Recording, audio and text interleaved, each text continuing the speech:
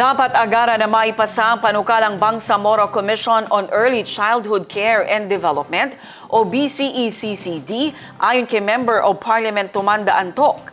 Anya, pinaka-critical sa brain development at lifelong learning ang unang 1,000 araw ng bata. Ang News Now sa report. Formal nang inihain sa BTA Parliament ang proposed Bangsamoro Commission on Early Childhood Care Development o Parliament Bill No. 438. Ayon sa isa sa mga principal author ng panukalang batas, MP Tumanda Antok, dapat agaran na maipasa ang proposed measure base na rin aniya sa pag-aaral na kritikal sa brain development at lifelong learning ng bata ang unang 1,000 araw nito. Ayon sa ibinahaging impormasyon ng mambabatas, sa BARM, 34.3% ng bata ay stunted.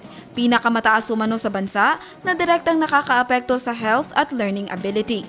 64.7% lang ang functional literacy rate at mas mababa pa sa ilang provinces. Halos 44% ng batang edad 3 to 5 din umano ay walang access sa ECCD programs, habang 15% lang ng kinakailangang child development workers ang mayroon. Pagsasamahin umano sa proposed legislation ng health, nutrition, early learning at protection para sigurado umanong walang batang mapag-iiwanan.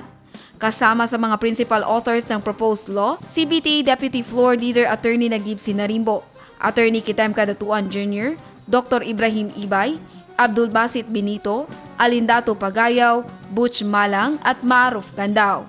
Jen Garcia, iMinds, Philippines.